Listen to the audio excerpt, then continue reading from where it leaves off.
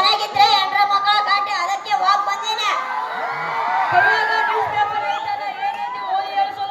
ಈ ಸುಳ್ಳು ಜನಕ್ಕೆ ಸುಳ್ಳು ವಾರ್ತೆಗಳು ಜಾಸ್ತಿ ಬಂದೈತೆ, ಅದಕ್ಕೆ ಸುಳ್ಳು ವಾರ್ತೆಗಳು ಹೇಳ್ತೀನಿ ಕೇಳು.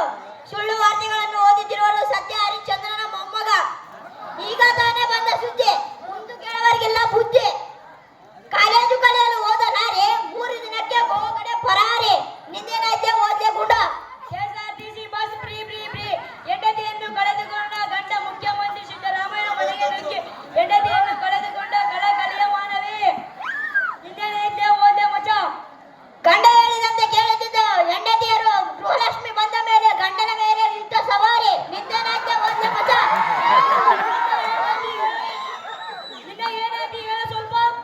ಏಕಾಏಕಿ 2 ಕಾರುಗಳ ನಡುವೆ ಅಪಘಾತದಲ್ಲಿ ಕುಳಿತಿದ್ದ 10 ಕರಿ ಯಜ್ಞಗಳು ದುರ್ಮರಣ.